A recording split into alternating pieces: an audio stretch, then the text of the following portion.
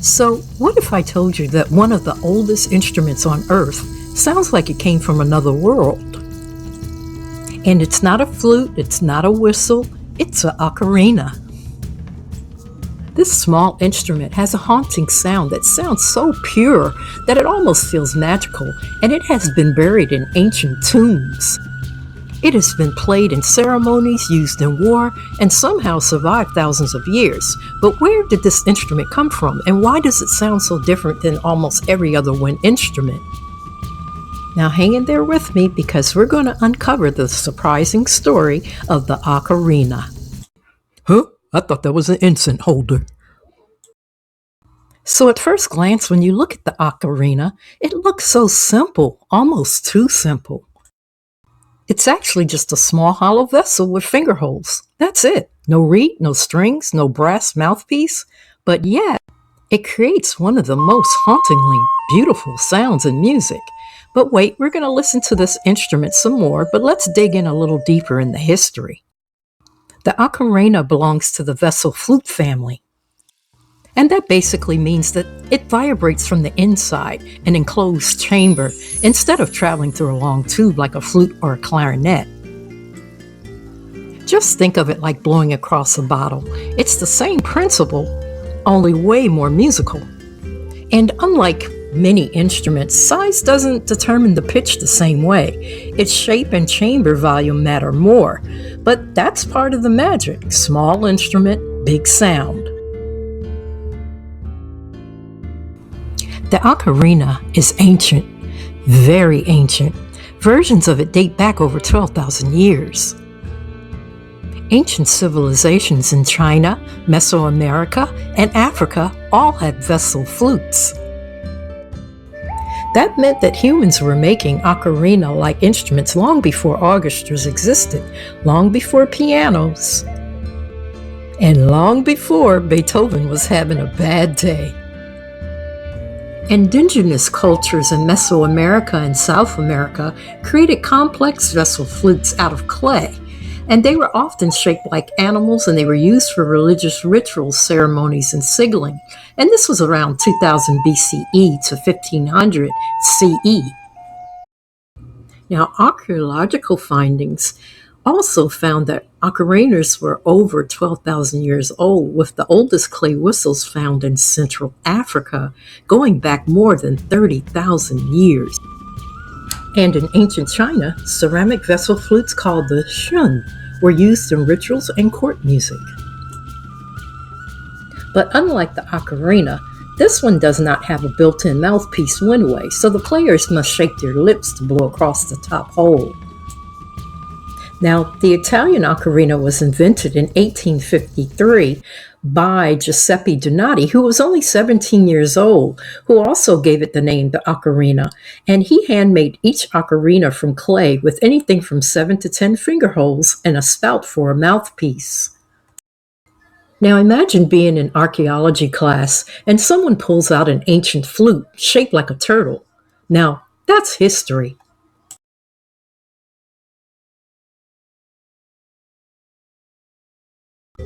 Giuseppe Donati redesigned the ocarina into the form that many people recognize today.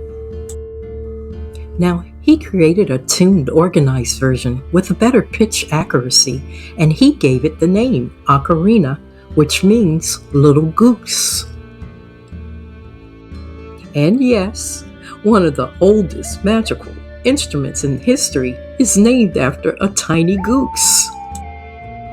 Music history stays humble as Donati's version spread across Europe and became a serious instrument, not just a toy, not just a folk instrument, a real musical voice. Okay, so why does it sound so different? Now, what I found very interesting is that the ocarina doesn't behave like a recorder or a flute. Flutes use air columns, but the ocarinas use resonance chambers. When air enters through the mouthpiece and strikes the edge, it creates unstable air pulses, and that pulse excites the air trapped inside the chamber. That's what creates the tone. And that's why the sound feels soft, round, and almost floating. It's like a pipe and more like air singing inside a tiny cave.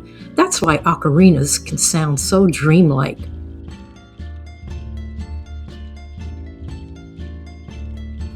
And the ocarina didn't just stay in one place, but different cultures adapted it.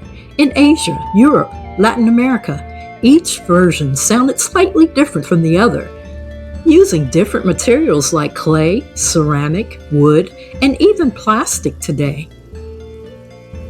Some are tiny and high-pitched, while others have multiple chambers for wider note ranges. Modern ocarinas can play surprisingly complex music, and that's not bad for an instrument older than written history. Now, for many people, the ocarina became famous through video games, especially The Legend of Zelda. And that introduced an entire generation to the instrument, and suddenly the ancient vessel flute became cool again. Now that's impressive. Now, most ancient instruments don't get a second career, but the ocarina did. From ancient tunes to digital adventures, that's quite the resume. This instrument really proves something very fascinating. You don't always need something complex to create powerful music. Sometimes a hollow piece of clay and a little breath can survive for thousands of years.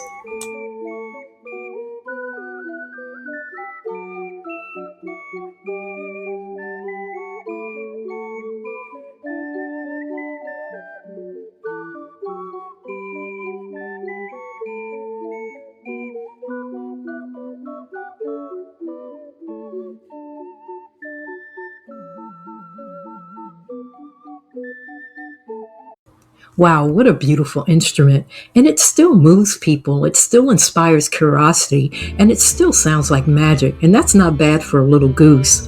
And thank you for the viewer that asked me about the ocarina. This is for you. So tell me, have you ever heard of the ocarina, or have you ever heard of one in real life? Let me know in the comments. And if you enjoy exploring the history of unusual instruments, don't forget to subscribe, because music history is full of surprises. Hey, thanks so much for watching, and a special thanks to all of the music educators and teachers. You're really helping my channel to grow, and I appreciate it. If you like this video, watch this next video about more great unusual instruments.